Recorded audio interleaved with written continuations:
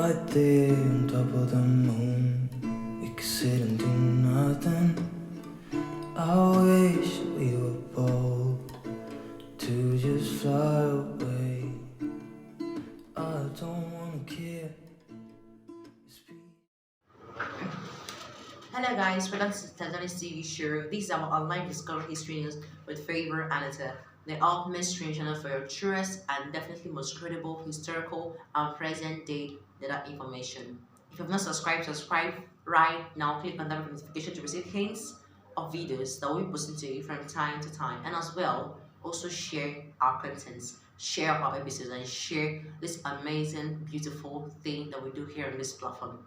Thanks so much. So today's topic is the history of the Fulani people. The history of the Fulani people. This is a very sensitive and crucial topic that we must discuss because the Fulani people are really scattered in Nigeria, in West Africa. They are everywhere, and we need to know about them. We need to get a full glimpse and a full in-depth knowledge of who these people are. This tribe that is characterized by hostility, nudity, maliciousness, vow, illiteracy, and mundanity. We need to know things about them. We need to know things about them exclusively. There's really in-depth about them. We need to know them as well. If you must stay safe and be wise in our dealings with them. If you're Fulani, don't be offended. This is just a majority view. Researched about you people. Whatever I said earlier before that is one thing that is characterized with most people who are of your same tribe. So don't be afraid, just accept it and you can change it, and the change can begin from you. Thank you so much. So today I'm going to talk about the Fulani people with regards to who they are, what the name stands for, what they're characterized by, the history of the agricultural animal grazing and its effect in the lives of Nigerians. Now, what is Fulani? The word Fulani. What does Fulani mean? Now, Fulani is from the word Fula. Fulani is from the word Fula. This is the language spoken by the Fulani people. Fulani is the word from Fula. It is from Fula. Now, that is the language of the Fulani people. Fula is the language. So, they actually call themselves Fulani because they speak Fula. So, if they speak Fula, the NI is just to identify themselves as part of these language. Just for example, we have Nigeria.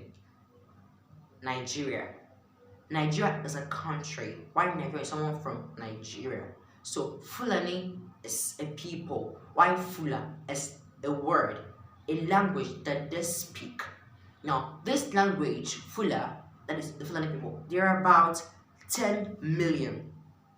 10 million. 10 million people speak in Nigeria. About 10 million people speak Fula language. In other words, Fulani people are majorly, scattered in Nigeria, and they're basically from the Benue Congo language family. The Benue Congo language family. Now, this is the history of the Fulani people. They are from the Benue Congo language family. Now, the Fulani people were amongst the first Africans to convert to Islam between the 8th and 14th century. Few Fula-speaking people of Takor had produced a class of Muslim clerics, the Torebi, who would take on proselytizing activities across the entire Western Sudan.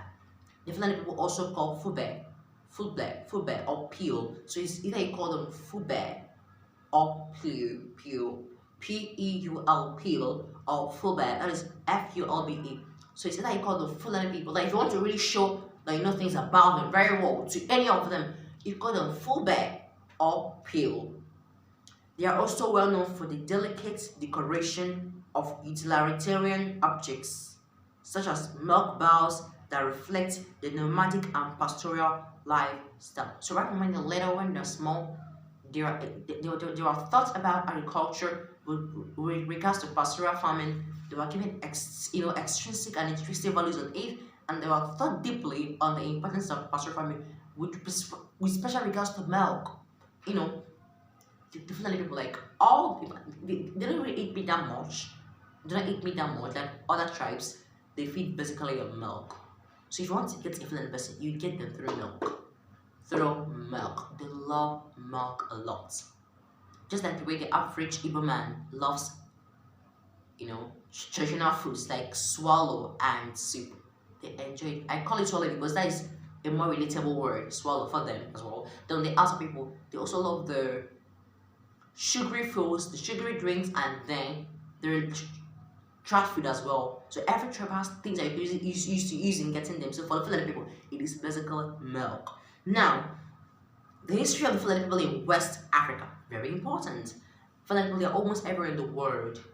But in West Africa, they are more dominant in West Africa. Now let's look at the history of the Fulani people in West Africa and how it emancipated. Now, the movement of the Fulani people in West Africa begins in the 5th century AD. The 5th century AD. Islam has early earned and traveling constantly. They did not develop a tradition of figural sculptured art. The complex nature of art among this large and long-established group in West Africa is widely recognized. So it began in 5th century and they entered West Africa with the image and with the strategy of sculpture making. And indeed, they're making sculptures that aren't they?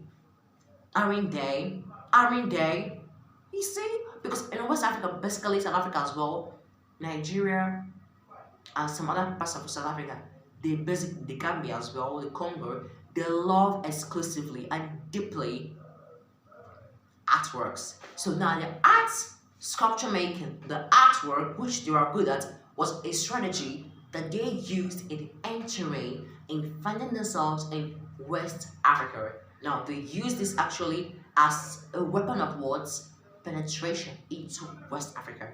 Now, are they still doing what they're doing before, or they've really manifested and shown deeply what their real interest is? Pastoral farming, or rather say mothering. But we don't know that as well. We don't know that 100% with regards to internal evidence, with physical evidence. We are very sure of it. Very sure of it. Then we have the horror side. The horror side, you need to know about the horror side. Very terrible. Very terrible. We know. I know. We know. I know as well the horror side of them. 1. Due to population growth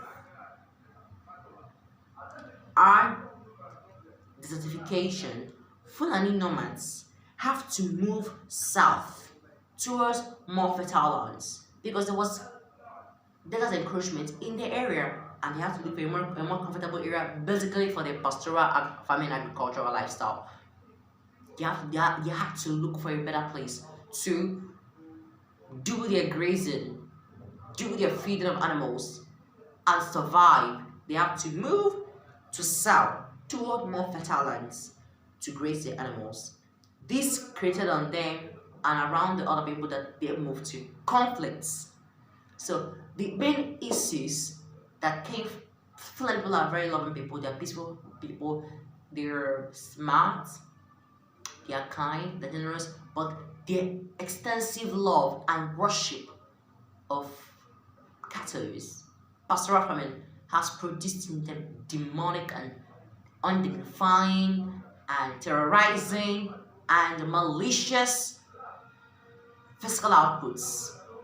This has caused them to start having conflict realities with those areas and lands that they moved into to graze their animals. They started having conflicts. These conflicts brought about over 10,000 people who has lost their lives to the Fulani Fulani palms. They lost their lives to their palms, to their hands, to their arms. Over 10,000 people. Every single year, people must die under the wash and under the influence of Fulani people. Fulani people is terrible. It is terrible.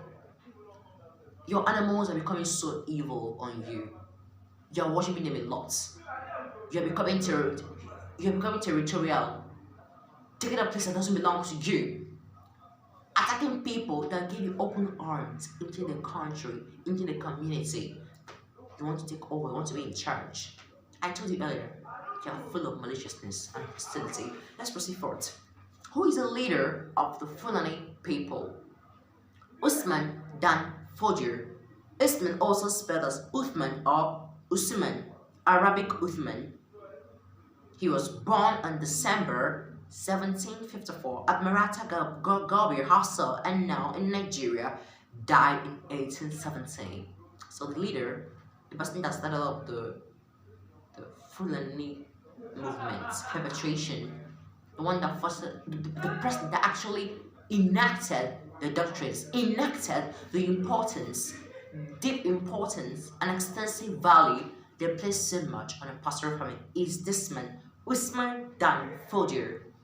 Usman Dan Fodio. You can make more research about Usman Dan Fodio and discover who he really is and his influence on the Fulani tribe or the Fulani hostile group.